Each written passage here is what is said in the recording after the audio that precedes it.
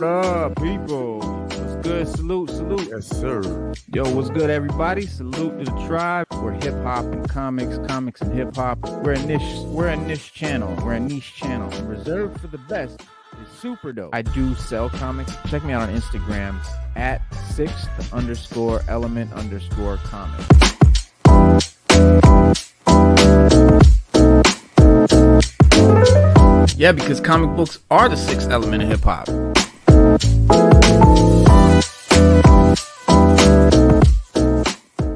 And it's what's good, y'all. Sixth element of hip hop. Y'all already know this is the right place. I'm your host, Reno. My co-host Stu Dog over here. What's good, Stu?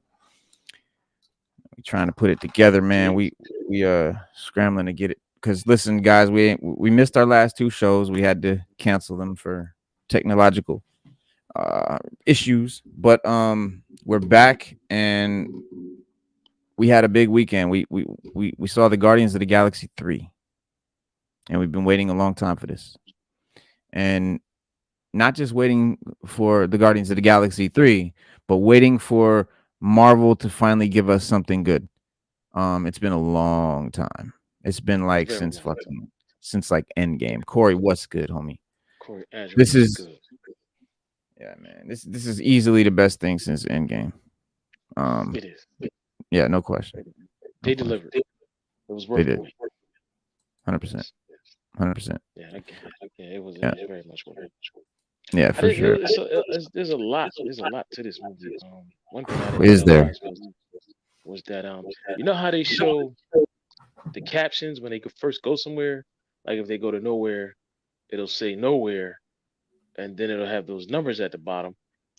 I never knew those were that you could decipher those coordinates. Decipher the length, yeah. Yeah, I never knew that. And people have been deciphering them. They said they haven't deciphered them all yet, but they don't know what they'll lead to or whatever, but they do mean something. So shout out to anybody that can get that done, that can knock that out. You know what I'm saying? I don't know who could do it, but I can't. I'll try, but I can't do it. Anyway, the movie was great. I give it a good score, man. I really enjoyed it.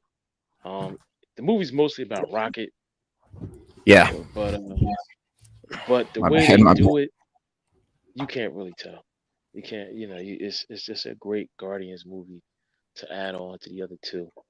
And I thoroughly enjoyed it, man. I give it 5 out of 5 couches. Am I back? Yeah. Am I back? No, I'm just checking on YouTube because I had a little technical. Everything went dead on my end. So okay, so we're back. All right, good. Sorry about that, y'all. Yeah, man. You're right, man. On all points, because it was definitely a Rocket centric film, but according to James Gunn, not just James Gunn, but people involved, the story's always sort of been Rocket's story, and that was never sort of said, but yeah. And there are 12 things that the Screen Rant guys say that you should know before diving into this movie. One is that Star-Lord was taken from Earth as a child. We should know that. Exactly. And listen, I want to say one thing about this movie. I want to say the same thing about Guardians 2. This is a trilogy the way a trilogy should be done. This is an authentic trilogy where each movie is better than the last, but you really can't watch part 2 without 3, 1, and 3 really doesn't make a lot of sense without 2. And the impact, what made this movie so great, all the impact and everything wouldn't have been there if you didn't watch part 2. And that's good. That's actually a good thing. I know they say sequels should stand on their own and blah, blah, blah, blah.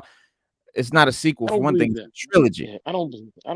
I don't believe sequel. I believe if you got a movie and you link them all together, they should all be equally good.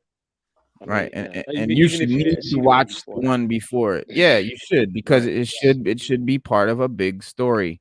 At least listen, that's what I mean by when I say authentic trilogy. Sure, there's part 1, part 2, part 3, part 4, part 5 of movies, where they just make another movie with the same characters. That's not necessarily a trilogy. A Right. trilogy, like Star Wars, is a film that starts with the first movie and ends with the third movie, a story rather. A story that begins with the first movie and ends with the third movie.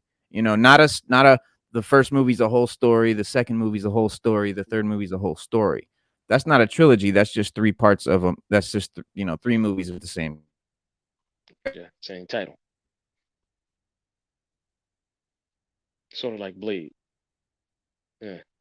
Yeah. Sort of like Blade. Yeah. We got three Blade movies, three different stories, same title, but three different stories. All right, what's going on with my internet here? I don't know, This is man. This is annoying. kind I of don't know, bro. I keep losing internet, man. This is really annoying. it's kind of wonky right now. I don't know. You got Yeah, something it's going on in really. your area? Eh? Got a No, storm I out don't there? know. I'm hardwired in, bro. I'm Ethernet cabled in, bro. There should not be no interference. This is not Wi-Fi. This is really annoying. But anyway, guys, I'm sorry. Let me get back to what I was saying. So, as a trilogy, as a trilogy, I think that the movies should uh be part of a larger story. Like each film should be part of this whole. And James Gunn really mastered that with this. And and honestly, like I said, I follow James Gunn to DC. If that's where he's going, that's where I'm going. Cause he's proven it, man. The MCU, I always said Guardians were my favorite MCU films. You know that. I've always said that. Right. And I think he proved it, man, because we have not had a decent MCU film since Endgame. And I know a lot of people are like, "Oh, the MCU's back. This film was great. This is the Marvel's on an ups. No, this is just James Gunn's movie. This is nothing. This is not Marvel on its way back. This is just James Gunn third movie on his way out. Because Marvel Right. MCU, I And they should say, and they almost made a mistake and didn't let him make it. yeah, big mistake that would have been. Because let me show y'all something. Show y'all something. Big mistake. Big mistake. Wait, that's the wrong button.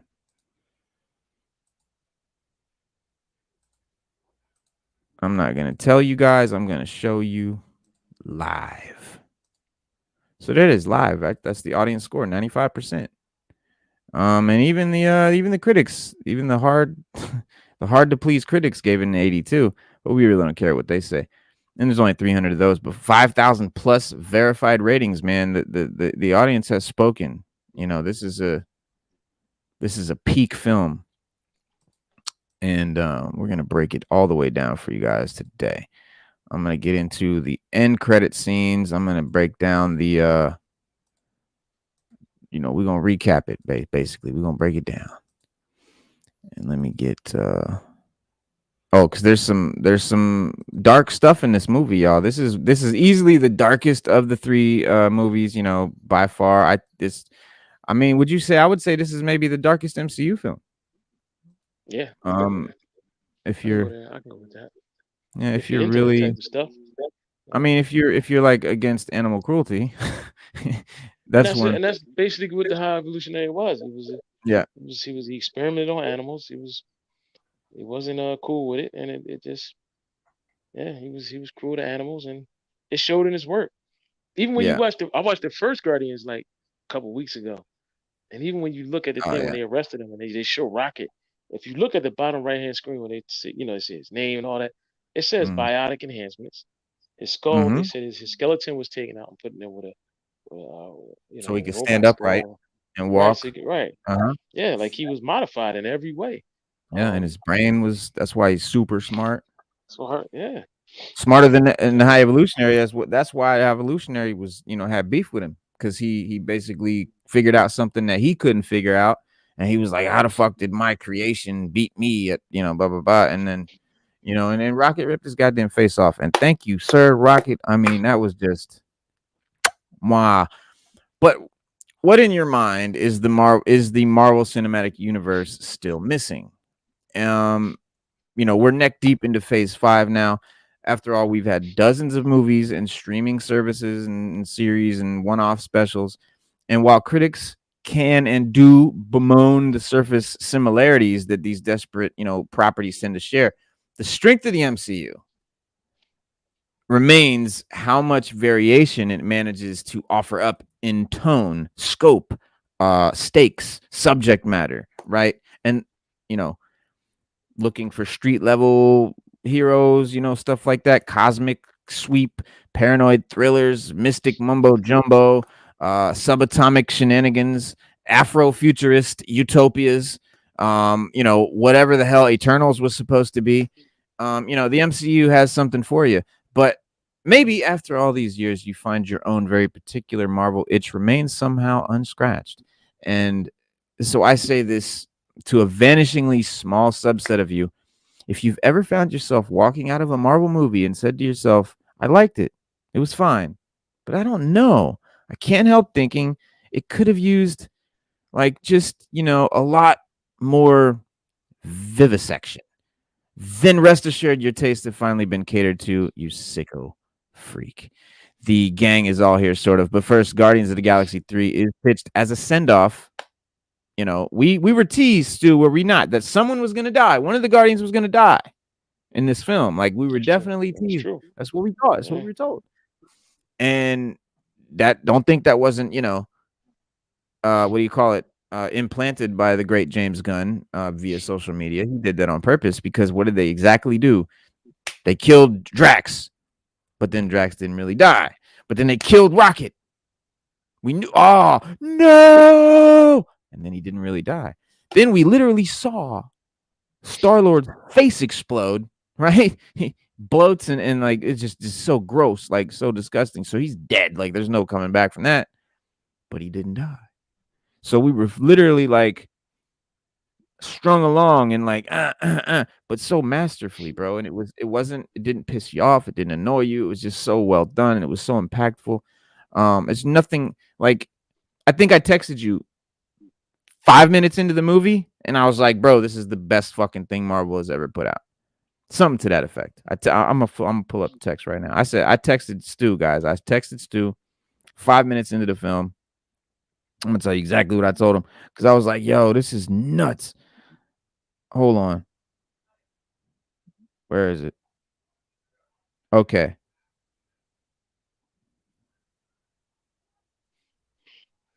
Oops. That's not it. No, I want to find it, y'all. I want to find it, y'all, because it was funny.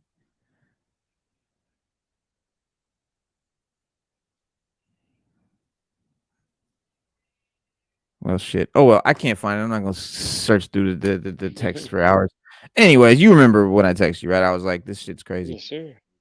I was like, man, this is like the best. Like right off, you could tell the opening scene, where you see Rocket is walking through nowhere, bumping the old, who's that band? Radiohead, Creep, right? A Yeah, classic creep. tune. Yeah. Yeah, great tune. Covered not so well, but a great tune nonetheless. And Rocket's walking and he's bumping it, and just like he gets to Star-Lord, and Star-Lord's drunk and like, but not in a funny way, like in a sad way, bro. And he like falls out and they like carry him, and then it's like, oh, again, like, and so you kind of get the idea that ever since Gamora died, Star-Lord has not recovered. Like he's just pretty much stayed plastered. But point I'm getting at, impactful off rip right away. I was like, oh, this is gonna be a great film. You see Nebula having a real, arc, a real development, and I guess Zoe Saldana got to play a very different Gamora because, correct me if I'm wrong, Stu, Gamora wasn't like that before she died. Like, who is this new Gamora? It's supposed to be Gamora in the past, not another dimension Gamora. It's not another Gamora. It's just past Gamora. She wasn't Right. like That's that. exactly what it is. Well, that's So that's the they Gamora that fumbled was that a little bit. more. That was the Little, well. That was the Gamora that was more ruthless and dedicated to Thanos. The one that they right, explained that everybody kept explaining in the first Guardians. That's the Gamora he got that they got back. Not the right, Gamora that was heroic. You know what I mean? And honorable. That wasn't. right, She wasn't at that stage yet. They got her when she right. was. still pretty much under Thanos' She thumb. was He pretty much still agreed, right? Agree with everything right. Thanos was up to. I felt like I felt like even if it was really farther back in her past, she didn't look hell of younger, so it wasn't like she was a kid or anything. And I feel like, you know, when you're a person, I mean, you're a person, you are who you are, and she would have come around just like she did when she came around. So it's like she still came post pre Star Lord, which Star Lord is what made Gamora come around and not be such a psycho. Let's Right. be honest, their relationship. So that would have still happened. I feel like it was a little bit. I'm not complaining because in the end, she did. I think come around in a satisfying way. Yeah, We'll get there, but yeah, I mean, I wasn't. with I that. don't feel like we missed. Yeah, Yeah, I agree with but that. so so as a team, right? They've always leaned more into the mercenary violence and bro-ish banter, than anything so hopelessly, quaint as heroism. That's they do tend to whip up saving the day, of course, despite themselves, and they've added a few new faces to the roster now. You've got which is technically an old face, but yeah, Zoe Saldana here plays an alternate timeline version of her character Gamora, who we met back in the first film. Long story, Stu pretty much just went over it, but there's a dim but headstrong Peter Quill, dim but strong Drax, gruff Nebula but more coming around, more empathetic. Obviously empathetic Mantis. Um, you know, laconic space ent Groot. You've got the tough but fuzzy Rocket Raccoon. Everyone's there. And also now you've got Kraglin, played by Sean Gunn, the space pirate, struggling with performance issues. He can't quite get it up. The Yandu whistle dart thing, he hasn't quite mastered. And then Cosmo, the telekinetic space dog, which I was really Remember, excited. remember what Yandu told him. Yandu Uh-huh. says it's got to be. It's more about what's coming from your heart. From your heart. He The hadn't whistle, gotten and I think he, yeah, I yeah. think he was just Yeah. concentrating too much on the whistle on Mhm. that one. Yeah, well, that's what he does in the movie. He tells him, he's like, he gets that flashback. He's like, you got to come from the heart, and and but Cosmo, I think everybody was really excited that Cosmo was going to be in it. People, fans of the comic, knew Cosmo, the dog, the telekinetic dog. It's a Russian space dog, a cosmonaut that the Russians sent this dog into space, right? And in the comics, that's what it is. The Russians sent a dog into space, and somehow it got, caught out there in space. Whatever. Cosmos ended up on nowhere and ended up telekinetic and whatever. So, but it's a Russian dog, has a heavy Russian accent, um, but it's a male accent. So this one is Maria Baklova. They switched it to a female dog, which was cool. I just didn't catch the Russian accent. Like it seemed almost like a Nah, I Latina didn't. accent. Yeah, Like I was like, yeah, I what didn't is catch it what either. is that? Like this doesn't sound very Russian to me. So that I missed. I did miss that, but like I'm struggling to find anything to really criticize about this movie because I loved it.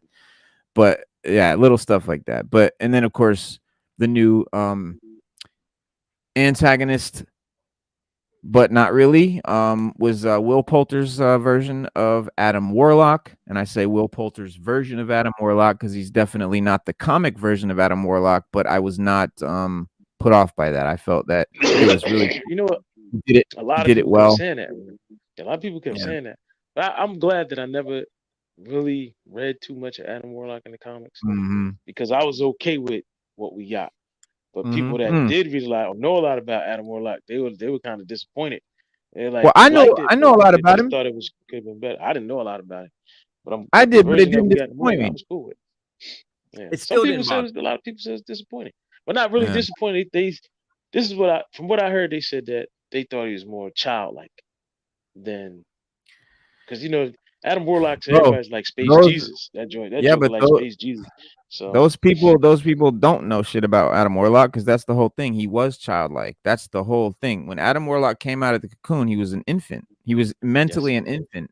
He didn't have any experience in life. So, and he was, hatched early or whatever. And so he was not fully cooked. He was an infant, like in his mind. And that's how he was in the comics. So people that complain about that, oh, he seemed like a child. That's exactly what he's supposed to seem like. So they did get it on point there. But like, a lot of other factors, but honestly, you'd have to do a Adam Warlock movie to really get into it, or it'd have to be all about Adam Warlock and the Guardians. No high executioner. That whole storyline, they'd have to put that away to do Adam Warlock right. It would have had to just been about Adam Warlock and the Guardians. That's the only way they could have got into it and done it right. Which I'm I would have liked. I would have liked, but what we got with Rocket was super deep. And the High Evolutionary is a great character. This guy definitely played over the top, and Chuck Woody Iwuji is his name, and his plan was to engineer the perfect species to live in the perfect society of his creation, which in the comics Right. is called Counter Earth. And Yes. right, but that's the vivisection, where the vivisection comes in. But yeah, Counter Earth. So he basically in the comics made all these Island of Dr. Moreau type, Animal Farm type, humanoid, like a human, but with like the head of a bear, right? Or something like that, or a cow or whatever. So the whole his whole earth, his whole Counter Earth is populated with these animal anthropomorphic, creatures. And yeah, he did. Yeah, 5. And and so they did stick to the comics on that. And if you're trying to come up with a villain for audiences to dutifully, even reflexively hiss, eugenics, right, is a pretty good place to start. And I get that. And It's a if damn good place to start. you know what I mean? And if eugenics should also happen to go about their evil business by conducting unholy cybernetic experimentations on cute, fuzzy animals like rabbits and rocket, and stuff like that, and little wet-eyed toddlers, and sure, fair enough. Bad guys do bad things. After all, it's in the job description. The problem at the core of the Guardians 3 villain isn't the mere deception of said animal experimentation, which created not only Rocket, but a bunch of furry cyborg pals that we get to sort of meet. And that's sort of Rocket's real family. And is in fact that writer director James Gunn approaches those scenes without trusting his audience to naturally recoil at the idea of animal cruelty. That was a little bit, and there is violent imagery, yes, but what makes those scenes profoundly unpleasant to sit through is not the violence itself, but Gunn's mawkish, maudlin, manipulative approach to it, and using every cinematic tool at his disposal. So he feverishly attempts to crank up the horror of those scenes that he only succeeds in exposing their cynical, plot-driven, substance. But I think it was masterfully done, bro. And you can only tug on the audience's heartstrings so long before they start to snap off in your hands. And to watch Guardians 3 is to I think watch a master at work, man. I think DC is damn lucky that Gun is heading over there, um because they were in I think trouble. we're damn lucky. I think we damn lucky. Yeah. DC fans Look, are damn lucky. listen, man. The 100%. Flash movie trailer makes you want to go see that movie. Every trailer Yeah, they show so far, even you be like, yo, I definitely gotta see this movie now. yeah, Like, yeah, and then we just seen the one with Batman. You want to get nuts? Let's get nuts, bro. That put a chill down my soul. I was like, yo, I'm definitely going yeah. to see this. Oh yeah, I gotta see this, bro. yeah. And they reshot it, they reworked it. The It's gonna fact be everybody it's hates gonna be Ezra a. Miller, right? I know. So they gotta knock it out of the park. You gotta knock it out of the Mhm. park. You can't just put out trash. You can't just put out a movie. They had to do everything they did to this movie to make it successful, and I think it's gonna pay off. I really, really do. Slade just saw it. That's what's up. thought her accent was Dominican. Talking about, yeah, it did. She seemed Latina. It did. It He seemed, said, and I don't he know. said, She, I don't know because he is. Well, she is supposed to be Russian, but who knows? yeah, she don't Uh, sound Russian. You know, I agree with that. She don't really sound Russian. it didn't. But her It last don't. name seems right. Like I thought Baklava or Baklavova or Bakalova or whatever seemed like a Russian actress, I but thought it was Polish. her name is Maria, so maybe she's Latina and Russian. Who knows? Oh It's no, I would Maria's a Russian. That's Russian. That's actually I'm Russian. just kidding. I Because know. it's I'm just Catholic. kidding. Yeah, because it's Catholic. So yeah, so No, it's I Catholic. know. So that's Russian. I know. Yeah, so that's Russian. But yeah, dude, this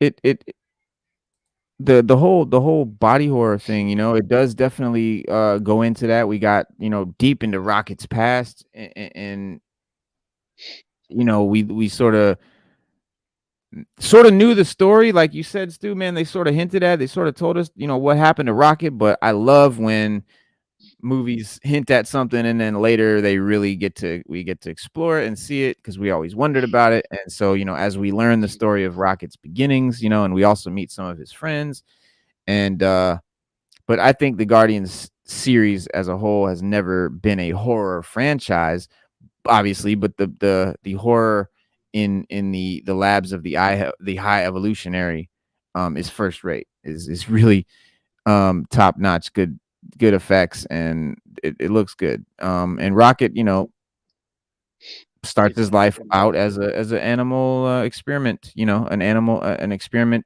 a test subject for the high evolutionary, and the high evolutionary is supposedly creating these new enhanced beings for that utopia, counter Earth.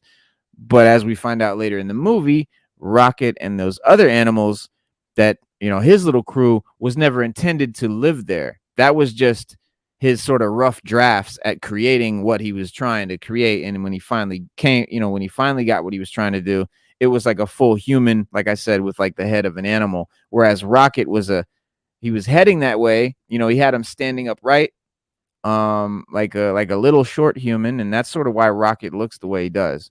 But Right. obviously his design evolved, and so they were gonna sort of put those guys, euthanize them. So after Rocket's chosen to undergo a hideously painful augmentation procedure, he's thrown into the cage to heal from his new enhancements and just sort of, get better on his own. He's got implants all over his body with large circular incision around where the high evolutionary opened his skull and worked on his brain. And as we find out later, the surgery is done while Rocket is awake and aware. And the first thing that he uses his new powers of speech to say is the word hurt.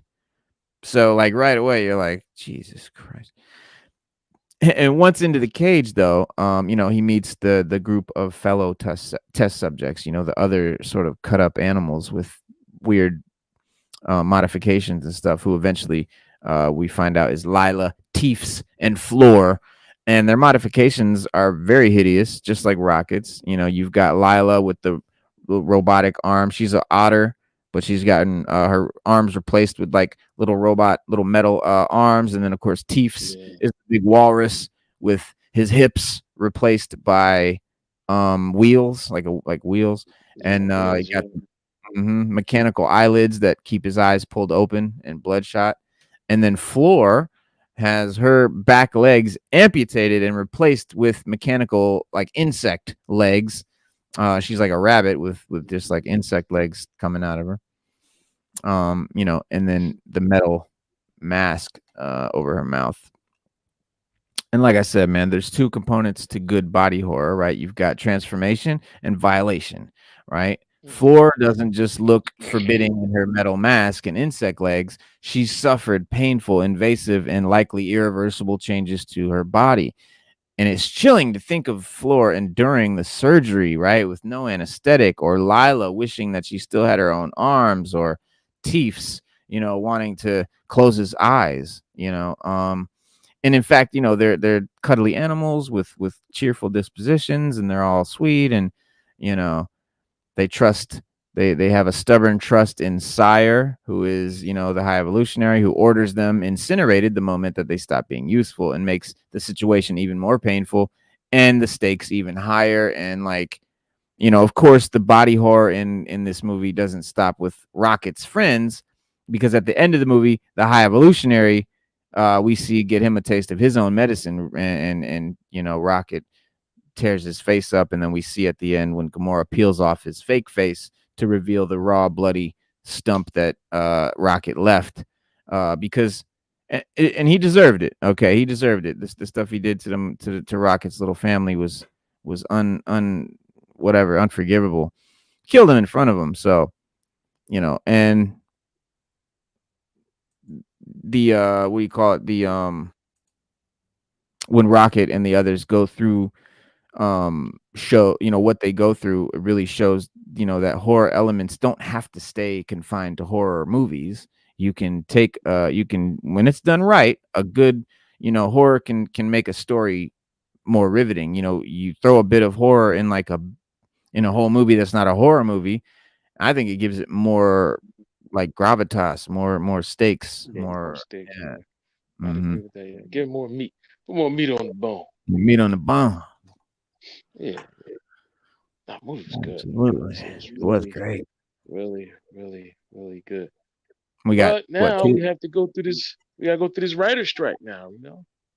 I know we're Um. gonna get on that, but we still got the end credit scenes for Guardians. Oh yeah, yeah, yeah, yeah. Dope. I think, Super dope. yes, very good shit. Super And dope. I think maybe like a little bit of a foreshadowing of what may be to come.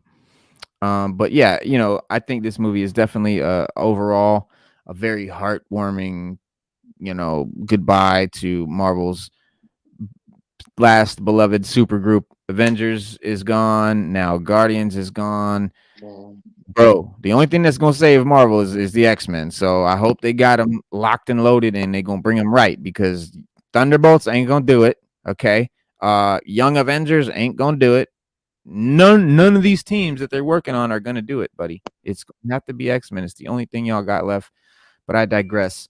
At the end of the movie, we see each member of the team, decided to venture out on their own path. Right, Peter Quill, their leader, um, makes Rocket the new leader, and after, he decides to spend more time with his mother's father, his grandfather, who we saw in the first movie, who was with him at the hospital when his mom died, and he took off, and he was yelling, "Peter, come back!" Right, so Peter goes back to Earth and decides to just sort of live a normal life on Earth, at least for as long as that, as long as Marvel allows that to happen. But so that was kind of cool, and I even sort of almost shed a tear, bro, when he came and met with his grandfather. 'Cause my mom's dad just died, my grandfather, so it was pretty deep. And then Nebula, Karen Gillan, and Drax, Dave Bautista, agreed to stay back on Nowhere and run the city and just help with all the kids that they've saved from the High Evolutionaries ship. Because apparently Drax is like this super dad type figure. And then Gamora rejoins the Ravagers, which was pretty cool. So she's gonna be out, shaking shit up with Stallone and the crew. And then we have Mantis. She tells the group that she wants to just decide her own fate and go live off on her own for a while and do what she wants to do, because she lived her whole life doing what Ego wanted her to do, and then she lived doing what the Guardians want her to do, and so she wants to just do her own thing. And of course, Drax and her have become very close.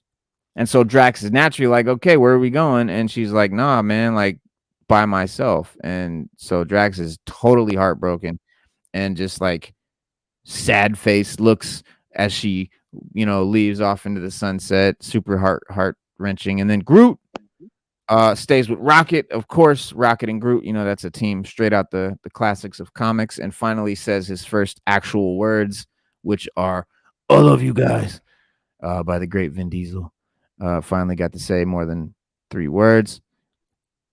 But before Star-Lord returns to Earth, he hands Rocket an iPod with playlists from different decades, right? You've got it said like 60s, 70s, 80s, 90s, 2000s.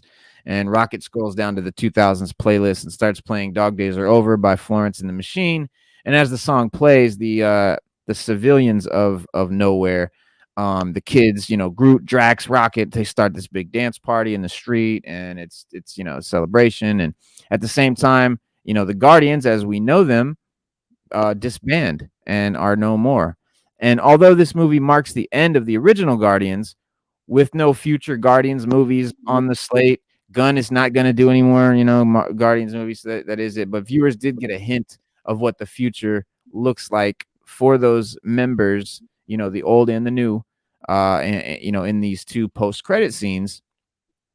And because there's a mid-credit scene, there's a post-credit scene, and basically what happens is in the mid-credit scene, Rocket shows Groot in a desert, uh, or it shows Rocket and Groot in a desert, and they're they're with the newest iteration of the Guardians. And so the group now consists of Kraglin, which is Sean Gunn, which is the guy with the whistle, with the Yondu with the mohawk. All right, and then you got Cosmo the space dog, Adam Warlock, and Phyla Vell.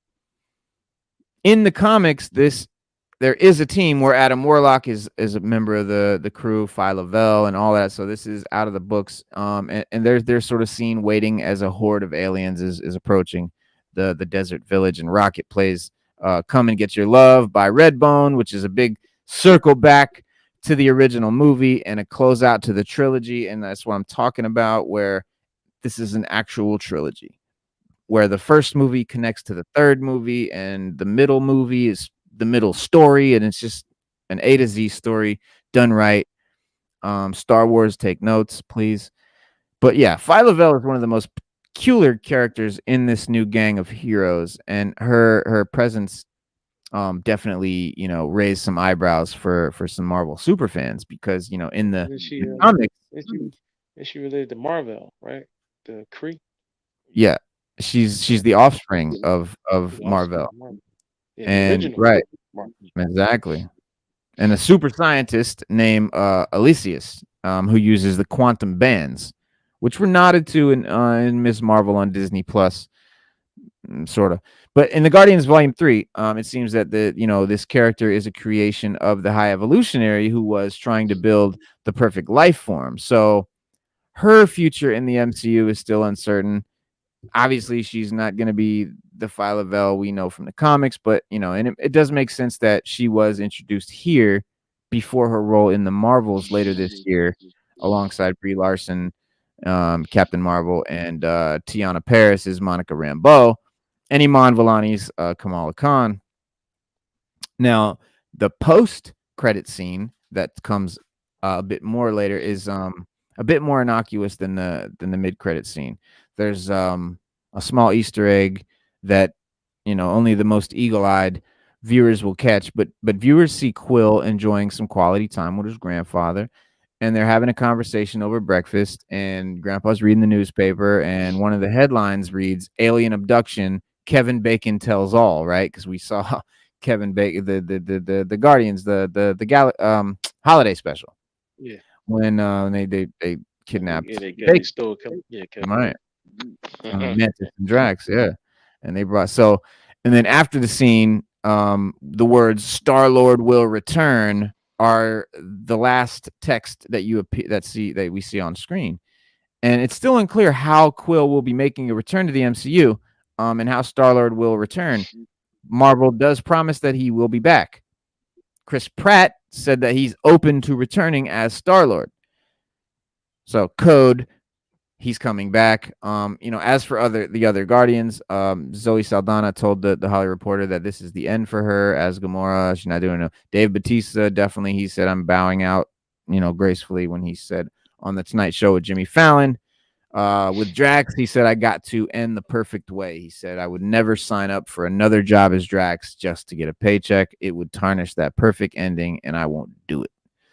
And that's integrity, folks. That's what we need more of in this current climate of the industry. And Stu, that's a perfect segue to the writer's strike that you were talking about. Yeah. Yeah. We Break have it to deal with down. this now. Yeah, we got to deal with this now. Apparently, the writers are going on strike. They got picket lines and picket signs, Bad. and they're demanding more money, better pay. They want better health benefits for when they write bad stuff and we throw stuff at them. They Yeah, want because they want it all.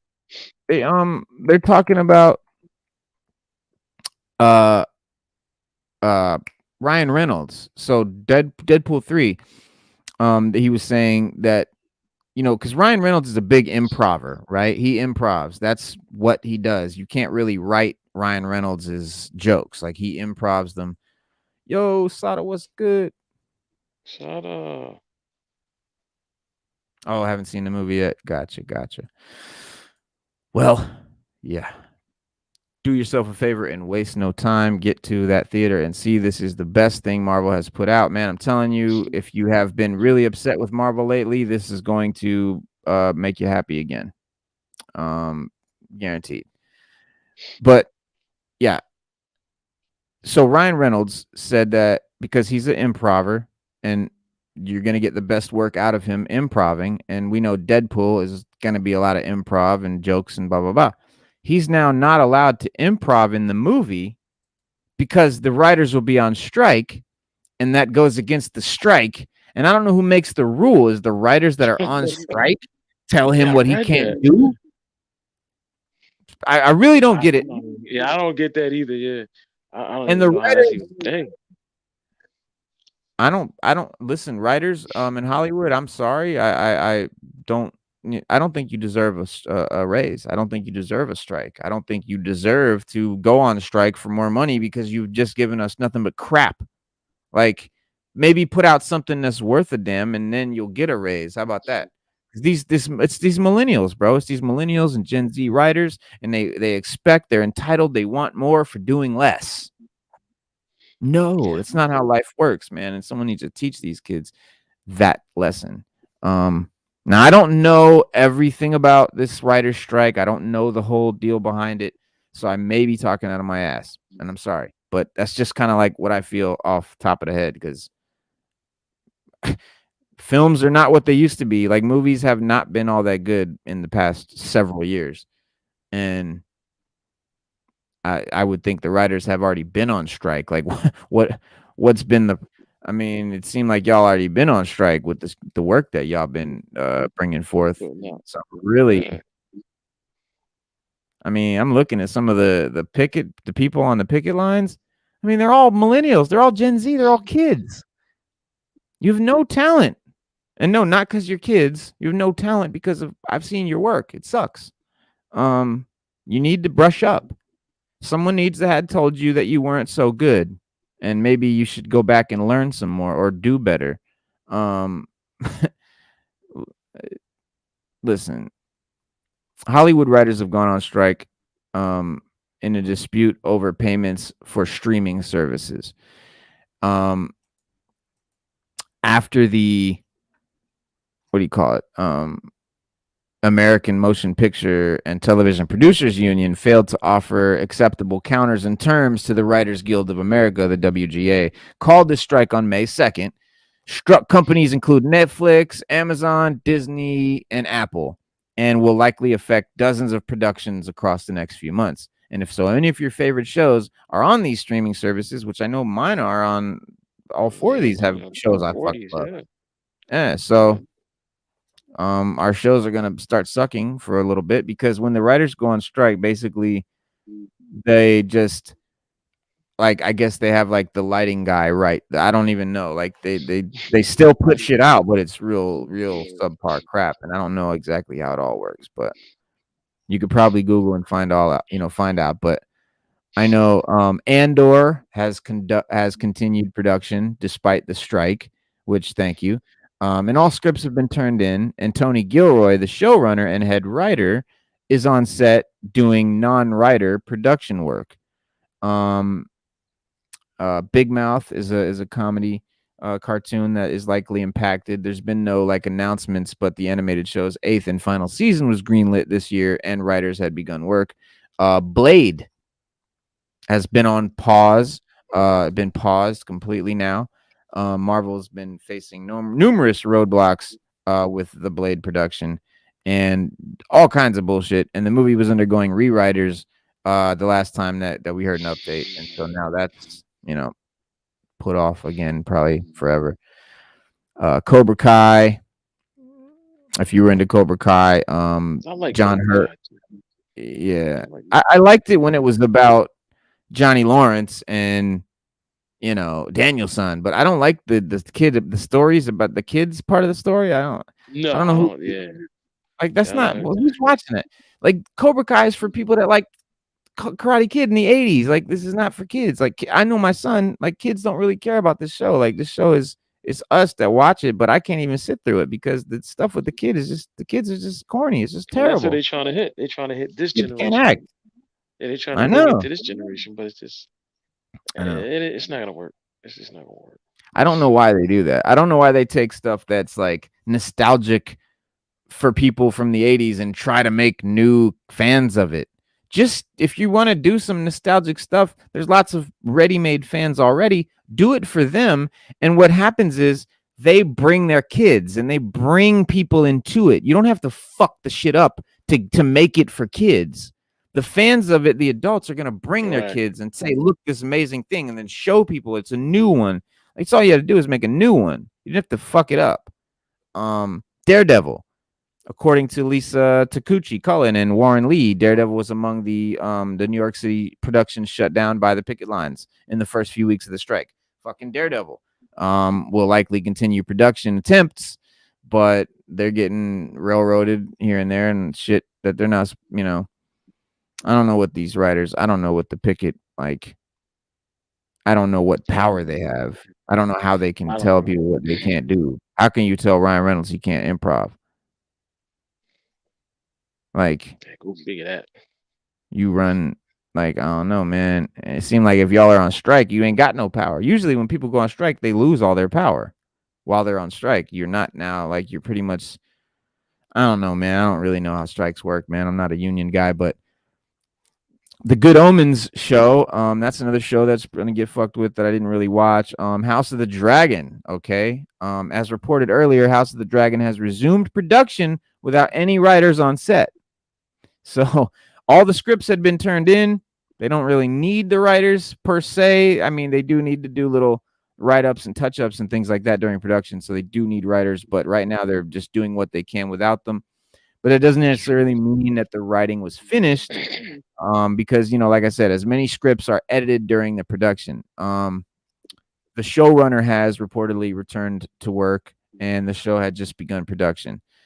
George R. Martin has issued a statement in support of the strike because he's a writer, obviously, and clarified that the scripts for the 8 season 2 episodes were all finished months ago, long before the strike began. He wants it to be clear. Every episode has gone through 4 or 5 drafts and numerous rounds of revisions to address HBO notes, my notes, budget concerns, etc. There will be no further revisions, and the writers have done their jobs. The rest is in the hands of the directors, cast, and crew, and of course the dragons.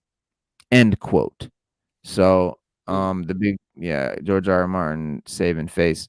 Interview with the Vampire. If you're into the LGBTQ vampire show, that's gonna wrap. And according to AMC's production schedule, which includes Interview with the Vampire season 2, has not been affected. So that's cool. Game of Thrones spinoff, A Knight of the Seven Kingdoms, The Hedge Knight, which I am super excited about because I read the books and hell of cool story. The HBO Game of Thrones spinoff has gone dark though. And according to George R. R. Martin, he said Ira Parker and his incredible staff of young talents are on the picket lines. So yeah, pissed about that. It takes place like a century before Game of Thrones, so just 100 years before Game of Thrones. Whereas the other show they just did, House of the Dragon, is hundreds of years before Game of Thrones. This is just like 100 years. This is like people's grandparents know these people that are in this story from Game of Thrones, that kind of thing. It was Sir Duncan the Tall, which they talked about in Game of Thrones, and his squire Egg, which is short for Aegon Targaryen. And executive produced by George R. R. Martin, Ira Parker, Ryan Condal, Vince Gerardis. In the A Knight of the Seven Kingdoms, The Hedge Knight has received a straight to series order. Then you got Lord of the Rings, Rings of Power season 2 will continue with its production, but without the writers or the showrunners. J.D. Payne and Patrick McKay working on it. So, but this was a planned move. Payne and McKay left instructions on how to finish shooting in the event of the strike. So, whatever. Rings of Power, bro. I don't know, whatever. Severance, Apple TV. That was a good show. That one is going to be delayed by strike. And Stranger Things. So the Duffer Brothers tweeted that Stranger Things would not be resuming work until a fair deal is reached. So he's definitely on the strike. The Duffer Brothers, rather. But yeah, Stranger Things is headed into its 5th and final season, and basically that's, you know, kind of where it's gonna stand until this strike is reached. So, but he tweeted, Duffer's here. Writing does not stop when filming begins. While we're excited to start production with our amazing cast and crew, it's not possible during this strike. We hope a fair deal is reached soon so we can all get back to work. Until then, over and out. So they're serious about this strike shit, man. They are about they're yeah, they're not rich enough, so they need more. But the takeaway here is not that our favorite shows are going to fail, but that through corporate greed and failure to adjust to the times, television and movie writing has become depreciated, devalued, an uninviting career. And I think that's why we have such crappy writers doing the work right now, is because nobody wants to be a writer anymore, because writers are struggling to make rent. You got David Zaslav, CEO of Warner Brothers, makes more than $35 million a year. And then the guy that wrote the damn movie that he made millions of dollars off can't make rent. So, yeah, it's a problem. And this is an existential, necessary move that many writers did not want to do, but did out of a desire to keep their profession alive and help lead the way for other unions to act in their own power negotiations, come up with the AMPTP later in the year. Overall, writers are asking for $500 million across 12,000 writers. It's a 3% increase, considering the billions of dollars streamers and studios are making. The requests are very reasonable and very doable. And but if you want to keep up with how the writer strike is going, or how to support writers, by visiting the WGA contract site, the Writers Guild of America. I think I have a link. Yeah, let me give y'all this. I don't know if y'all can click it, but I'll put it up here for you to write it down if you're interested. Right. And it's sad because you got streaming companies involved now that wasn't involved before. This is a Mm-hmm. lot, man. And you're right.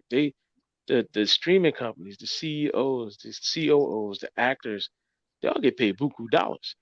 But Yeah, the people that write the content don't even get they don't even get a fraction of that, man. They don't even get yeah, nowhere near. I think if they're writing for a big company like that and their stuff is successful, they should get a six-figure salary at the least. A bro. lot of them I aren't mean, even making that. think about a best-selling novelist, right? If you're a novelist and you write a novel and it becomes a bestseller, you become rich. Like, you make millions of dollars.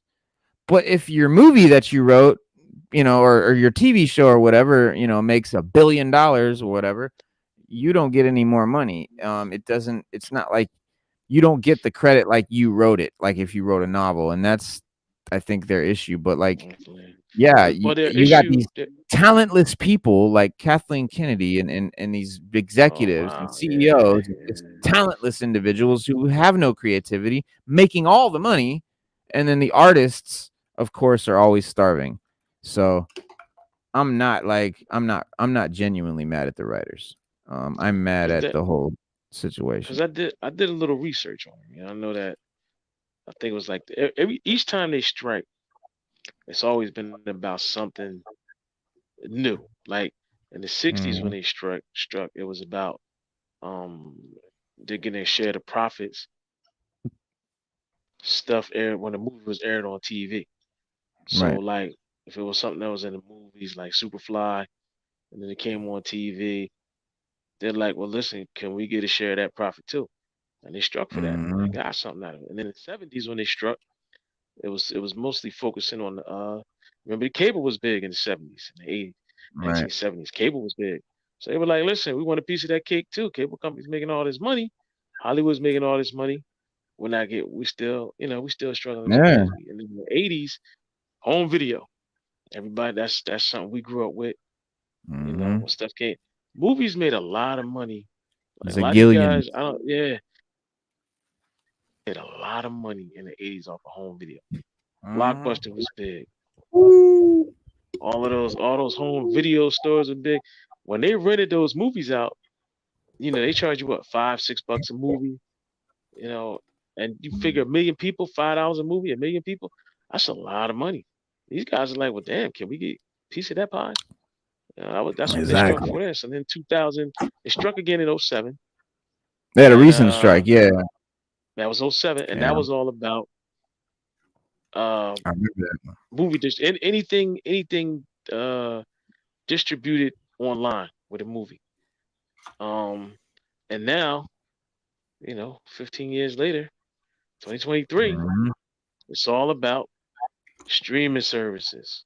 And it's only fair because each time the movie industry evolves, because I noticed when I was reading about it, they're basically striking about things that recording artists should be striking about.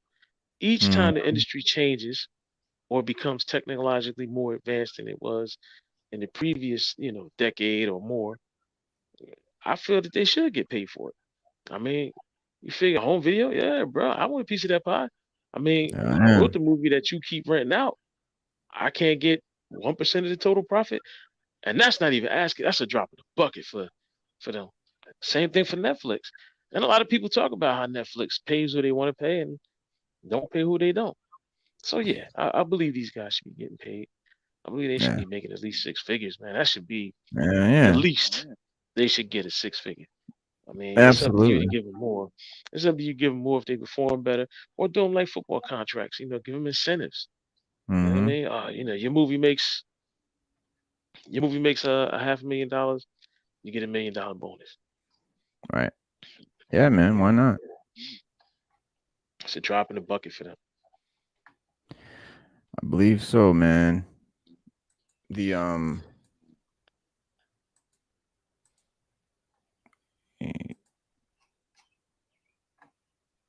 oh man, I thought we had news that Galactus True Form is the version that the MCU is gonna use, but that's the one that they need to use, ain't it? James Gunn says that the Guardians of the Galaxy cast members will be in Superman Legacy. Mm, Some shit. yeah, he's known. Yeah, James Gunn is known for that. Yeah. So Guardians, yeah. So James Gunn is saying farewell to Marvel, right? But he's, Guardians of the Galaxy and all of that are definitely, um, you know, his babies, and at least one of the Guardians of the Galaxy team will be a part of the filmmaker's next big movie project, Superman Legacy. He was answering some fan questions on Twitter as he does, and he responded to one person that bluntly asked if any cast member from the Guardians would appear in Superman Legacy cast, and his answer was yes, bluntly. And of course, the short answer will lead us to wonder which cast member or members Gunn could be referring to, but it sounds like it's a sure thing that probably was already sorted out with the person or persons that he has in mind. We've been hearing a lot about a Marvel DC crossover, and then Star-Lord will return. I don't know, man. But it obviously doesn't seem likely that any of the cast members will be playing, like Clark Kent or anything. But as Gunn, said, he's looking for someone significantly younger than Henry Cavill for the role. But there are certainly a lot of other roles that would, be appropriate for any of the Guardians team. And it seems worth noting that Dave Bautista has campaigned for the role of Lex Luthor.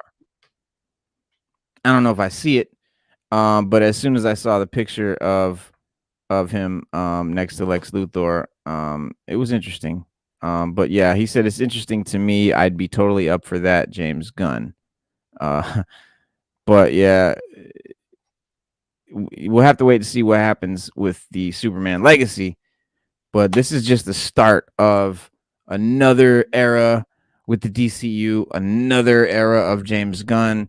And meanwhile, Gunn is ending the other era with the release of the Guardians, 3 just now. And then, that film is definitely the final Marvel Studios movie for Gunn. But given how Gunn's focus moving forward will be on fleshing out his DCU with Peter Safran, it's not going to be. But it has been emotional for Gunn. He said to say goodbye to all the characters, of course, and he also says that he wouldn't mind if they were to continue on in the MCU without him. I personally don't want to see it. I don't want No, I don't want to see it. that. Don't do that. No, I don't want No, it. don't do that, please. Yeah, let's just leave it. Let's just leave. That's like remaking the Warriors. You can't do it. I mean, Guardians are James Gunn. James Gunn is the Guardians. You can't have the Guardians without Gunn. He's one of the Guardians. I don't care. James Gunn is a Guardian of the Galaxy. It would absolutely not. He said it would absolutely not be disloyal of them to make to me to continue on in the Marvel universe. He said I would love to see any characters that remain at the end of the film get solo movies or join the Avengers or a new version of the Guardians or whatever. End quote. And I, even so, Dave Bautista and Zoe Saldana have definitely already said that they're done with the roles. After this movie. But Chris Pratt obviously is going to be Star Lord again sometime in the future, which is awesome. And but yeah, who as far as who's going to be in Legacy, anybody's guess. But I think it's pretty cool that he said yes to that. That's interesting. Very, very interesting. Very, very interesting. Very, very. Yes. Big exciting news for DC. Well, for me anyway, DC, because I'm a super big fan of DC animation, as we are on this show. And they just announced Justice League War World. War World. That's so hard to say. Yeah. So Justice League War World is coming out. What is it? Yeah, because until now, the Justice League has been a loose association of superpowered individuals, but when they are swept away to War World, a place of unending, brutal, gladiatorial combat, Batman, Superman, Wonder Woman, and others must somehow unite to form an unbeatable resistance able to lead an entire planet to freedom. It says, and then, but the voice cast is Darren Cross as Superman, and I think he's played him before, Agent Kent. Jensen Ackles as Batman. You've got Wonder Woman in there. Martian Manhunter's in there. Jonah Hex is going to be in there. Old Man Machiste. Batlash. Drifter. Lobo. And Mongol. Oh, and Frank Grillo is going to be Agent Faraday. This is a cool cast, man. Rachel Maria Romanova, Sheriff, and Demos. Warlord's going to be in it. Justice League War World is directed by Jeff. Yeah, that's cool. That's coming out. And there was something cool with the damn.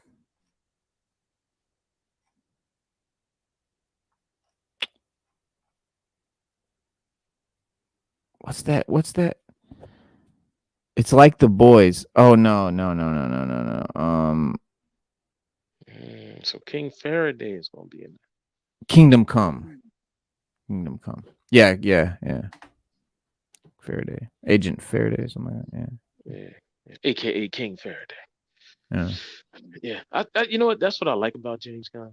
He'll dig deep into the character roster and bring in some guys that that we are truly familiar with. Some that we are, but he did Peacemaker. That's big, man, because Peacemaker. Nobody knew about Peacemaker like that unless you were born in the Mm-mm. 40s and 50s. Yeah, I I've heard mean, of him, shit. but I never read his Suicide comics. I never had Squad. any of his comics, anything like that. Yeah. Uh, Suicide Squad was great, man. He did a good job on that second hell one. yeah. And for the life of me, I can't understand why the first one had a cult following. Literally, it just straight up had a cult following. Um, Still to this day. But the second one, fans like, but they still talk about that first one, and I have no idea why. The yeah, I guess I can't stand that first one. This Yeah, is a me good neither. example of what you're talking about. No, I can't stand that first. But this is a good example of what you're talking about right here. James Gunn pulling the shit out the box. You got Creature Commandos, looking super cool. But that is some real, James Gunnery right there. And they're resetting the whole DC extended universe coming out. And but yeah, Creature Commandos has been announced, and I know a lot of fans don't really know who they are, and that's dope. Um, that's James Gunn for you, bringing us shit that we don't know, but are probably gonna be, the next big thing. Um, Yeah, that's true. Mhm. yeah. I mean, he's doing a lot, man, with characters that bring a fresh new take on DC. Because in the article I read a few months back, it was a writer he asked, and I really don't like, chopping up, going deep in the weeds on something somebody wrote because it's still their opinion. But there was a Right. writer, he had a good point. Uh, when do we get like when is the big three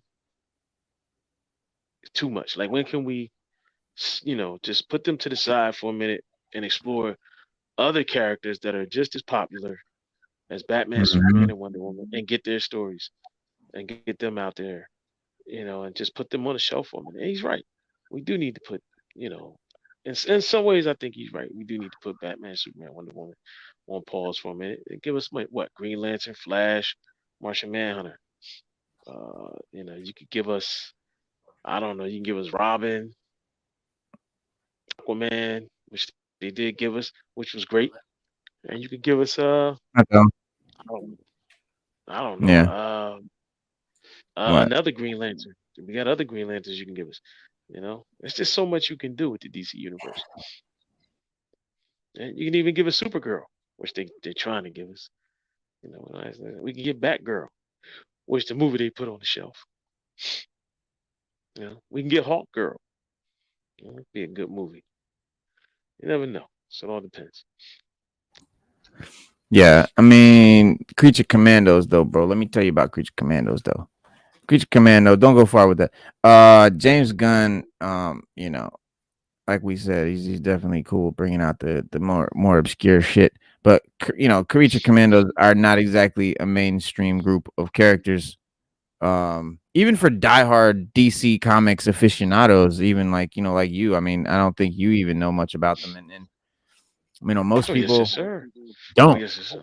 I can't Oh, go you deep in the you weeds, do? but I know Oh, Creature Commandos. I just can't go real deep in the weeds. that's what I mean. They're an older comic group, man. I mean, a Yeah, comic that's book what I group. mean, They're an though. You older group can't of go comic deep in the characters. weeds on them because we don't know Yeah, too much about it. yeah, Like we know of them, but based on because they come from the old horror comics that none of yes, us read, and yeah, so based on numerous horror movie and different novel archetypes, right? Your basic, Frankenstein's and things like that. But yeah, it was created by Jim Mattias, Jim DeMatteis and Pat Broderick, and it was debuted in Weird War Tales number 93. So not even like a superhero comic in any way. And the comic book was definitely both a supernatural horror title and a war themed title. So it was like Nazis and zombies or something, and sort of combined the two genres. And that had slowly but surely lost relevance amid the revived superhero takeover of the Silver Age. Because there was a time when superheroes comics was the first thing, and then it got into horror comics and romance comics and all kind of other comics that had nothing to do with cowboy superheroes. comics. Yeah, yeah, Yeah, cowboy comics. exactly. Especially And horror. Horror, yeah, horror, war. not to cut you off, Rita, horror comics, and this is for all you collectors out here watching the show. Horror comics, especially by DC, are for a lot of money. If you can get them and you can get them tagged and slabbed, you can get them in good If you condition. can get You can get a old, lot yeah, of some of the money. old horror comics have a Yeah, you can big go for big a lot collector. of money. Yeah, Yeah, they pay and the big money for feature, those. yeah, bro. Anything you can get from Golden Age, Silver Age comics, horror comics, definitely sought after. And the war comics, Sergeant Rock, and basically the Creature Commandos were created by Project M, which was a secret organization that used arcane means during World War II to tide for the Allies. And true to horror form, the combat group's repugnant ranks, included the werewolf guy, the vampire, the Frankenstein monster-esque type creature, and all of whom had used to be humans. And of course, leading the charge was Lieutenant Shreve, who was just a completely normal human being, and essentially engaging into missions like too dangerous for normal humans and stuff like that. Was the idea. And the Creature Commandos had several morally questionable exploits, like killing a group of superhuman children, and killing a French scientist due to her knowledge of chemical warfare.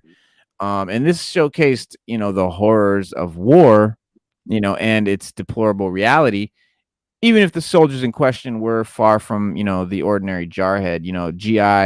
The GI robot was another one that joined the team later on, and that does also result in tragedy. The one final adventure I think they had, the team was they ended up in space, but DC wouldn't pick up on the plot thread for years, and it just sort of fizzled. But then one storyline in the post Crisis on Infinite Earths universe had the ship containing the team found in space by the Superman villain Brainiac. And so Brainiac finds the ship containing the old Creature Commandos, and that was like a cool thing for like old DC readers to be like, oh, the creature, oh shit, they found the Creature Commandos. And upon making it back to Earth, they would assist Superman and others, against their mutual enemy. And from there, the Creature Commandos got sort of reformed with new members, including those based on other monsters like the mummies and the creature from the Black Lagoon, the famous Hollywood monsters. And given the deaths of many team members, they could be considered, kind of a supernatural war-based variant of the more well-known Suicide Squad concept. So just think of them as like Suicide Squad, but they're But with monsters. monsters, right? And easily the biggest spotlight for Creature Commandos was the New 52 comic book reboot. And so they were part of the Frankenstein Agent of Shade title. And because that Which was was, good. yeah, which was It was good. really good. Yeah.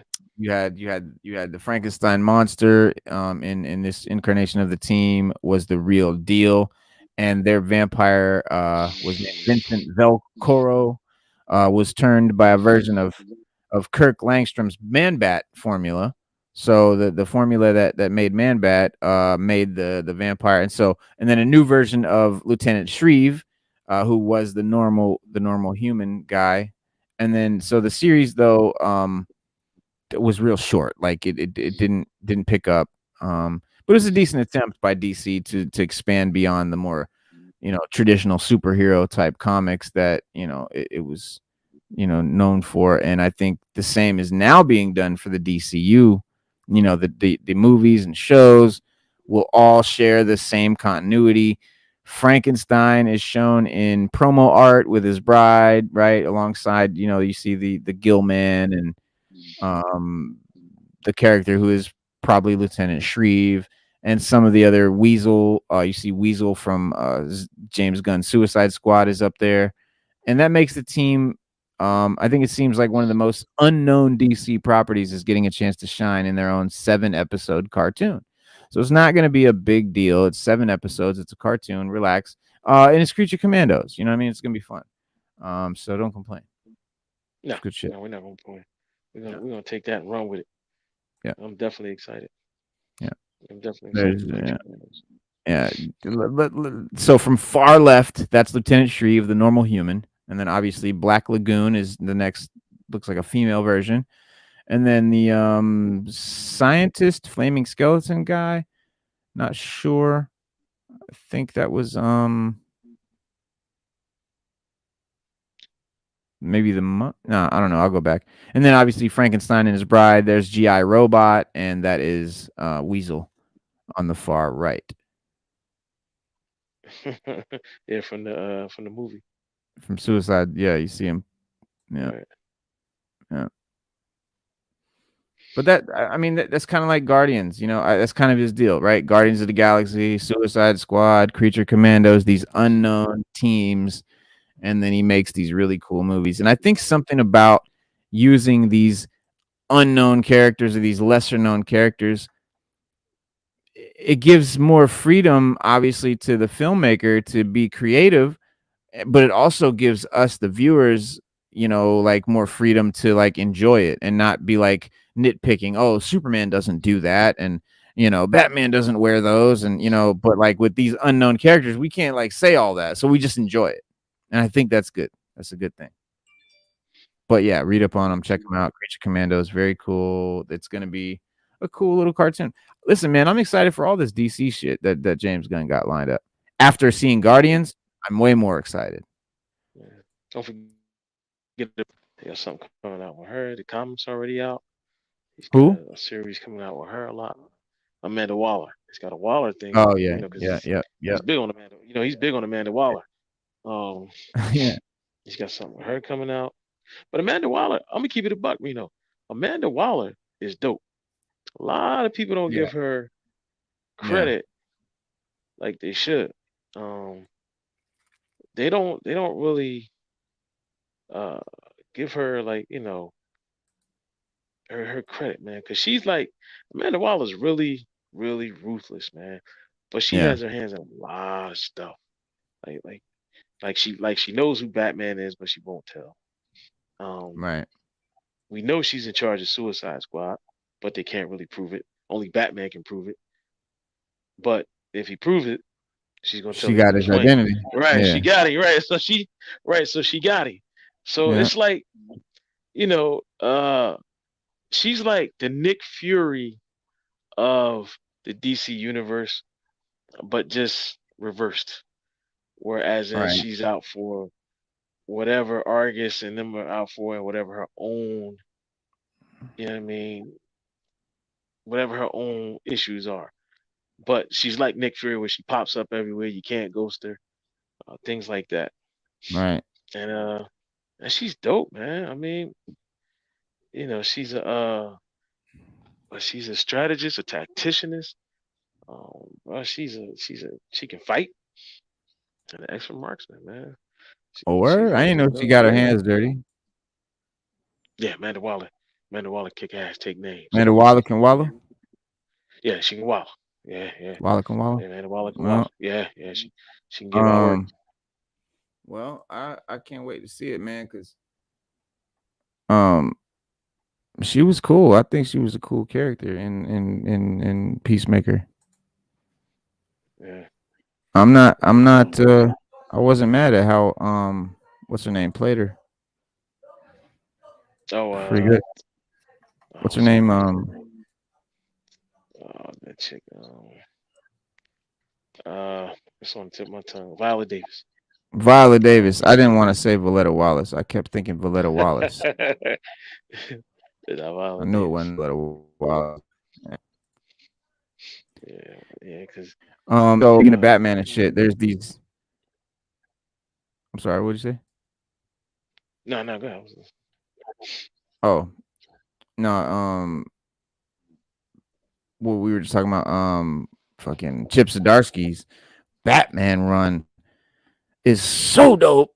I was like, bro, because Chip Zdarsky's Daredevil is like my favorite Daredevil. It's crazy. It made me a Daredevil fan. Like I really didn't care for Daredevil. Really didn't care about Daredevil that much until Chip Zdarsky's run and so him doing Batman is just like perfect because he's like the best like true crime type comic writer, man. And so at the end of Batman number 134. Bruce Wayne on secondment from his own universe to a Gotham which never had a Batman, gets his hand chopped right off by that universe's version of Ghostmaker, which is called Ghost Breaker. And when everything is turned to red, it was subtly lost on some, and some wondered if they had seen it right. Like, did we just see Batman get his hand chopped off? Like, yes, that's literally what you saw, and I got photos. I got pics. But let me show you the pics, and then we're gonna talk about this book because this is super dope.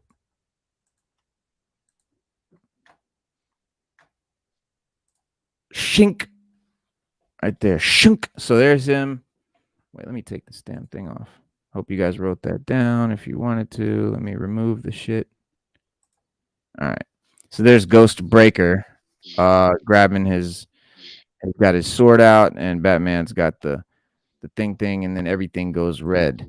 You can see that last panel there, shunk, and there's his hand getting chopped off on the right, and that is Batman's hand, and there he is, like, Going the way. That's his hand going the way to Skywalker. yeah, right, and wrapping it up right there, and um, so 2 weeks ago, Bleeding Cool showed the first pages from Batman number 900, or Batman Volume 3, number 135, if you prefer. It was a lot more definitive, and he was missing the hand, and he was having to deal with the dismemberment, right? He was, it's his right hand, as well. And so now, and he's right-handed. So, and now, as we've seen with Alfred Pennyworth, his home Gotham is quite good at attaching hands back to people, right? Even after quite some time. And we also have the cover from Batman number 136, which he presumably returns to his own Gotham, from the other dystopian Gotham. Well, they're all dystopian, and seems to have his own hand back, or a hand back. And he did seem to appear to be paying his right hand a lot of attention on the cover. Let me show you the cover here. Hold on. Let me show you the cover. Yes, please. Yes. Shunk. I like that. And the arm gets chopped off, and he said shunk. Yeah, shunk. That's definitely what it sounds like. Yeah. He got Skywalker. Yes, he got looped. He got looped. All right, so this is the cover. Yeah, and you can see he's definitely focused on his hand there. There is a hand, but it's definitely attached. Yeah, it is. And that, yeah. Oh, let me put it back up for you. There you go. See it? You see how he's like looking at it? And so, yeah. So while well, Bleeding Cool has learned a few things about Batman number 900. They said that Batman has lost a hand, yes, but he's also following the Red Mask. The Red Mask is the man who would have been the Joker if he had been driven insane. So this is the Red Mask. This is the Joker, not insane, right? Very dangerous person, and a handless Batman in hot pursuit, which also gives the Batman and Jokers a chance to visit some of the old favorite realities from the Batman movies. You get to see Batman cartoons, Elseworlds, classic tales from like different Dark Knight, killing Joker and beyond. It's everything and else everywhere and all at once. And with as many of the original artists brought in to draw those pages and panels. So it's really going to be a classic comic. Surely someone somewhere will be able to give him a hand. And after all, you need hands for this. But Batman number 900 will be published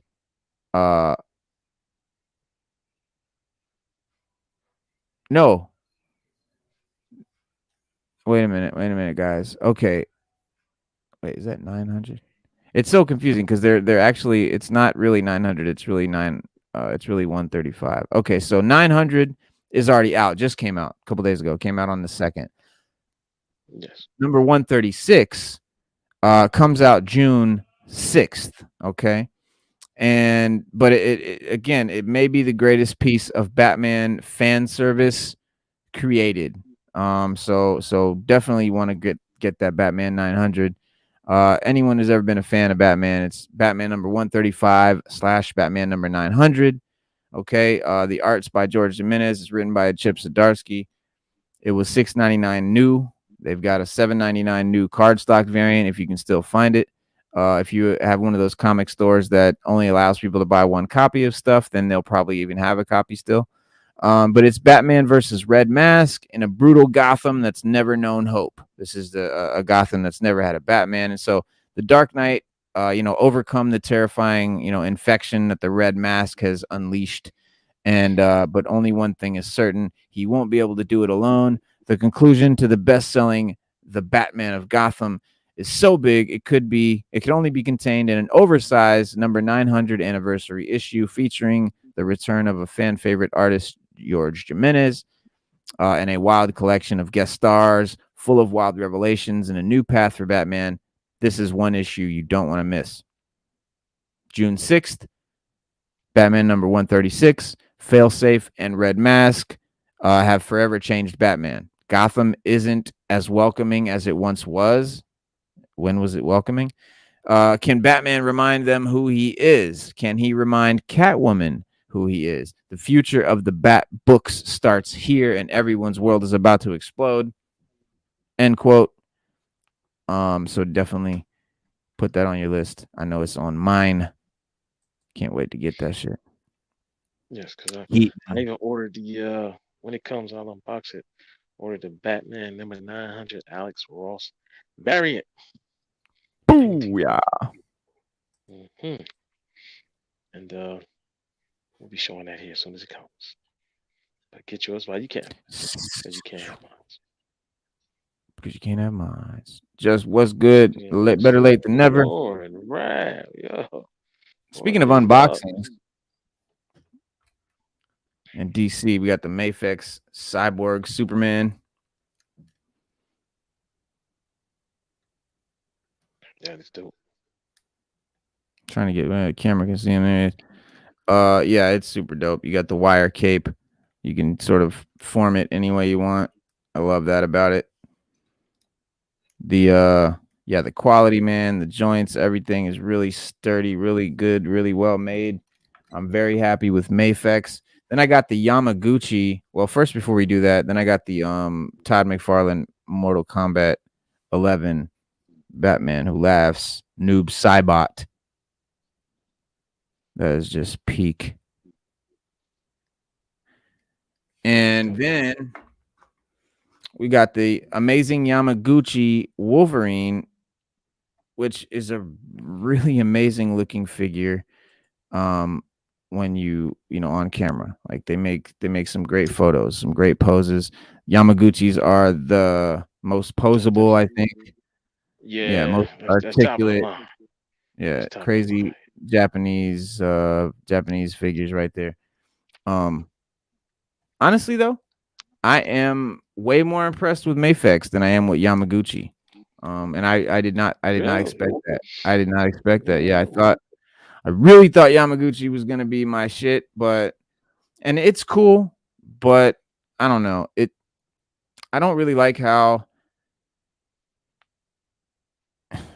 you see how like the joint, like you see how that looks? Like I don't know. It just, and then he's got like these big gaping big holes there where his neck piece is, and he's got this big. It almost looks like it's a model that I put together, whereas obviously Mafex is just pure goodness, just real deal. Great sculpt, looks fucking good. No big gaping holes or whatever, and everything. This thing is these bullets are really heavy. That's one thing about that I do complain is these blasts are made of a pretty heavy plastic, and it makes it where he can't really raise his arm to shoot him that good. But if you take him out, of course, he's got all the articulation that you want. But yeah, I mean, these guys, these Mafex figures, these are where it's at. They're about the same price point as the Yamaguchi, about 115, 120 ish, but way better put together. Definitely better quality. and I don't know, just more fun to pose and play with because like this one, the Yamaguchi, it's really articulate. You can do all these cool, crazy poses, but I feel like it's gonna fall apart while I'm playing with it. Like I feel like while I'm posing it, shit's gonna fall off. I don't know. It just doesn't give me the feeling of like solid quality like the Mayfex Mm, does. Um, mm. this arm, this arm used to just fall off anytime you touched it. Luckily, it came with some spare joints, and I was able to replace this joint. But I mean, you saw how easy that just came out. That's not supposed to come out that easy. So that, and then the hand, this hand just kind of falls off real easy, and then the claw just pops off with the slightest touch. I mean, it's just, I'm just not impressed, Yamaguchi. You're not amazing. I might have to. I would have glued all that together. I'm gonna Oh, keep going all with this it. is getting glued. All this is getting glued together. Yeah, I just. Yeah, we just had to live with it.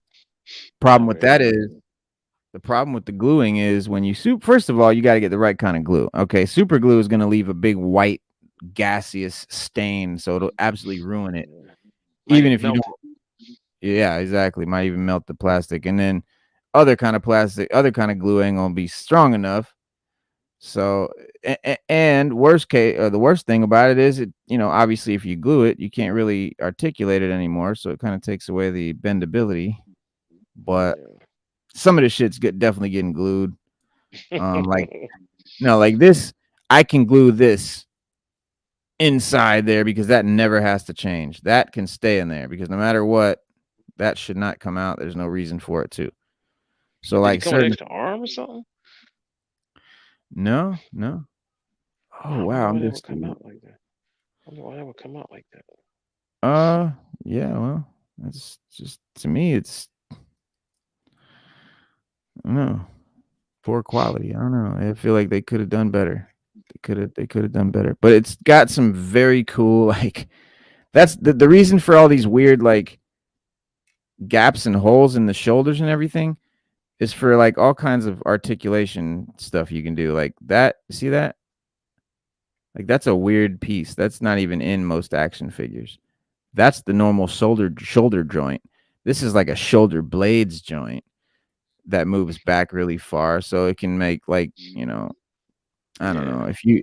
if you don't mess with action figures, you don't know what the hell I'm talking about right now. But if you do, you know that there are certain poses you can't get an action figure into that a human could do because of the way that they don't bend and stuff like that. And so the way that these are made is to have the sort of more flexibility like a human would have so that you can do more dynamic poses. But yeah, man. That's just my opinion right now. Not super happy with the amazing Yamaguchi. Super happy with the Mayfex. Will definitely be rocking with Mayfex. I I really don't know if I'm gonna ever buy another Yamaguchi, bro. This is my second Yamaguchi, and the first one I got, admittedly, was a bootleg, so that's why it sucked. But this Now you one, got bro, the real thing. I I expected it to be so much better than the bootleg, and it's not. It's not so much better. It's better, vastly. I mean, it's vastly better. But man, like I'm gonna tell you the truth. I literally did some examinations to make sure this wasn't a bootleg. When I got Mm. this out of the box, and this came from Big Bad Toy Store, so you know it's not a bootleg. But it's just that I don't know, man. I was just that like unimpressed that I was like, "Man, is this even legit? Like, is this really what they're selling people for $120? Like, are you kidding me? Like, That's is a this lot of not? yeah. That's It's a a lot lot of of bread scratch. for a That's a fucking lot of little plastic scratch. figure." Yeah. Yeah. Yeah. Now you see why we love Todd McFarlane, DC Multiverses so much. Get all Wow. that articulation. Look at that shit. Watch this articulation. Look at this. All right. Yeah. That is Wow. something else. That is Um, something else. I mean, that is something else.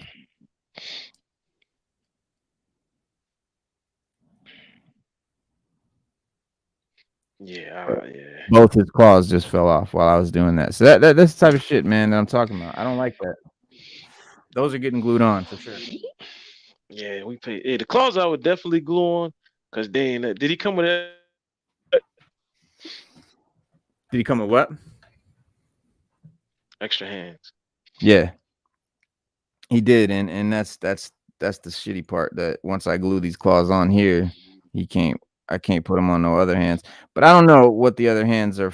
I don't know if the other hands are for claws or not. They might just be for holding like a cigar.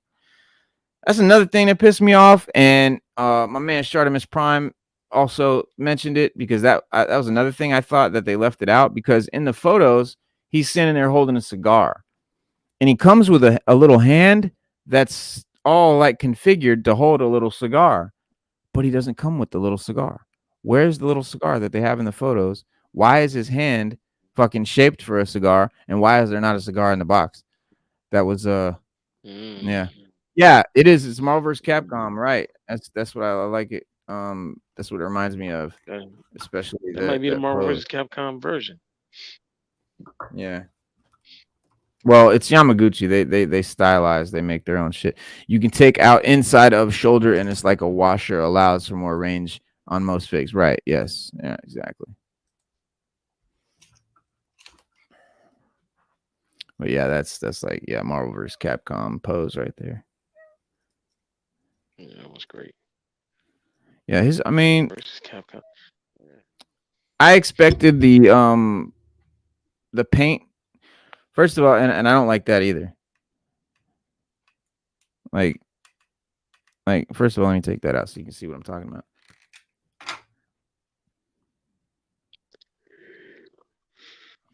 Oh yeah. Yeah. Yeah. Yeah, that's I don't not know. supposed Maybe to you be just gotta loose like that.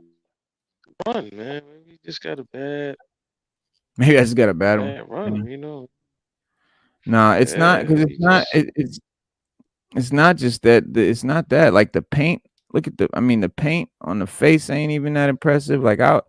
First of all, Marvel Legends way better head sculpts, and that I'm really surprised about. Like when you buy $100 figure, you don't expect the $20 Marvel Legends to put it to shame. Let me show you how bad.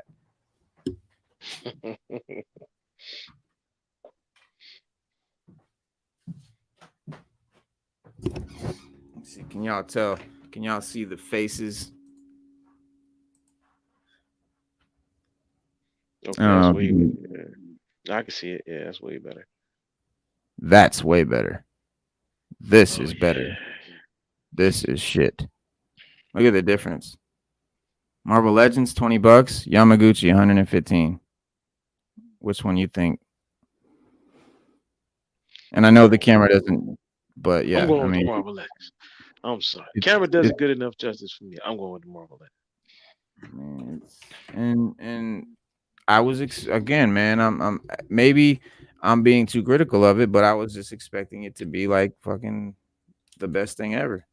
I just don't like the Yeah. arms, man. Maybe I just don't like the looseness of it. The I don't like the big gaping gaps between the arms and stuff. Like that just Yeah. looks bad. I get it, the articulation. But I think honestly, these are really. I think Yama. You know what? Yeah, you know what these are great for. They're great for photography. These are great for action figure photography because you can get the most dynamic, most awesome poses, and if you take the picture from the right angle, you don't see the gaping, you know, the big gaps in the shoulders and all that. So you'll see all these gaps and holes and shit like in the shoulders and stuff. Yeah. You won't see none of that if I pose it right and take a picture from the side or whatever, you know. So they're definitely good for that.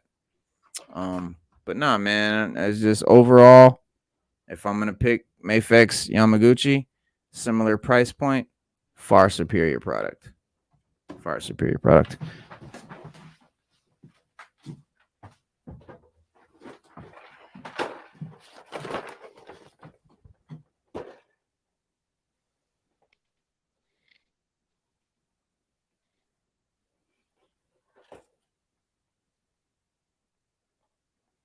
Yeah. That's dope.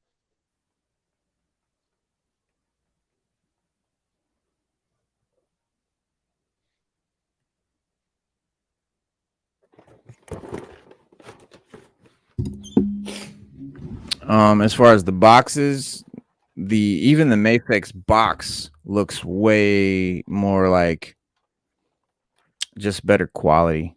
The Yamaguchi box just, I mean, it's glossy. But that's another thing. You see the paint on this is like a matte. It's almost like a matte finish. It's not super glossy. This is super gloss. Like, why is Wolverine glittery? Like, it's almost metallic. It is metallic. He's metallic blue and metallic yellow, which is cool. I get Yamaguchi is a very stylized version of figures of characters. They're very stylized. As far as like dazzling their costumes and stuff like that. They give him more of like a almost like a mech look or something, like maybe like a robotic look. Right. Yeah, and because these Japanese figures, that's what they're Japanese, the Mayfex, Yamaguchi, they're made in Japan, and they cost well over $100 here in the US. There's a Yamaguchi cable that I've been after that was $99 on Big Bad Toy Store when it was available. Now that they're all sold out, you cannot find this cable for under $200, and they're more like 250 to 350 for one of these. And I was hunting for this figure, and I was like almost gonna pay like $200 for one. And a buddy of mine sold me this for a chump change, bro, like a couple of bucks, like a little $60, bro, like nothing. And I'm For the so glad he Wolverine? did. Yeah, and I'm so glad he did, because had I not bought this, I had my shopping cart has like 3 Yamaguchis in it, which is well over like 350 when you add 150, 120, 110. Like, it would have been a fat chunk of money. That I will now not ever spend. So that saved me a ton of money. And like what Slade's saying, I'm not even mad about it, because it saved me a ton of money, because I was definitely about to buy the Yamaguchi Joker. I was definitely about to buy the Yamaguchi Magneto, and the Yamaguchi Gambit. Those were on deck. And now I absolutely will not buy them, because I know exactly what I'm going to get. I know what the cape is going to be like on Magneto. I know what the jacket is going to be like on Gambit.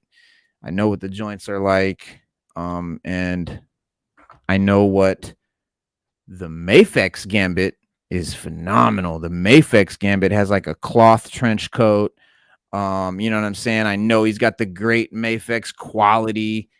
The Gambit, Yamaguchi Gambit, doesn't have a cloth coat. It's plastic, and it's not really like a trench coat. It's got like these weird panels, so you can form it, like pose it, but it's like 3 sections, and they're like connected by joints. It's very weird. Like I said, Yamaguchis are made for styling them and setting them up in a pose, and then like taking pictures. They're definitely not for kids to play with. Forget about that. They're not toys. You can't play with them. No. Parts will just No, be falling off. they are definitely not toys. No, they're more like models, statues even. I would call Yamaguchi more of a posable statue than a figure, and not in the best way either, because that actually sounds cooler than it is. What is it? Super, not Super 7.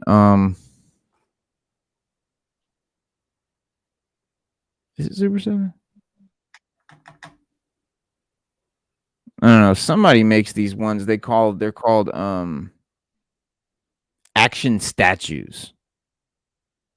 So they're fully articulated figures, but the detail and quality of them is like statue quality, and they're dope. They're like that big. They have some Fist of the North Star ones that I want to get. They got Fist of the North Star, and like a couple of Lord Jaggy, a couple of characters from that anime that look really good. All right, so that's our show, guys. We chopped it up. We wrapped it up. Guardians 3. Go see it if you haven't. Best thing since Endgame, and in my opinion, better. So there's that. Agreed. Yeah. And yeah, stay tuned for James Gunn, man. I think that dude's got some great shit down the pipe for us. I'm not as worried, because Guardians 1 was great. Guardians 2 was good, but it could have been a fluke. 3 times is not a fluke. 3 times is a science experiment, right? A science experiment is considered 3 fucking tries. That's an experiment. So there you go. That's a proven fact. James Gunn is the man. Like, he just made 3 solid movies that were all great. Everything he's done has been great. So I can't see him doing anything less with IPs like Superman and shit like that. I mean, he just gave this man full reign to do whatever he wants. So good shit. And I'm glad they did. I'm Me glad they too. did.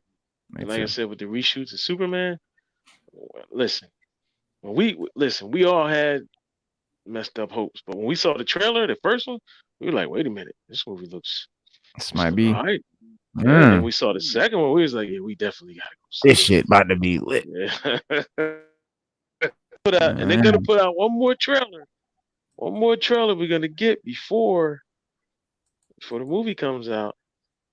You know, we definitely it's gonna get us hype. Yeah, mm-hmm. I'm waiting. I'm ready. Like I said, I give I'm Guardian ready. 5 couches, 5 couches out of 5 couches. Uh, but this Flash movie, listen, I'm ready, bro. I'm Me ready. too, man. I am super, super ready, bro. Super ready to give it all the couches. I'm gonna watch it from home. But nah, and another thing, so Wednesday we'll be back Wednesday, and we're gonna chop up Visions season 2. Because Vision season 1 was like some of my favorite Star Wars content. It was just incredible. And so I'm about to dive heavily into season 2 starting tonight. Tomorrow, Wednesday, we're gonna give you the goods, give you the breakdown, and I fully plan to be up and running Wednesday and Saturday. So we'll see you guys Wednesday. We'll see you Saturday, 7 p.m. 6 Element Hip Hop. Y'all know where to find me. Peace. Peace.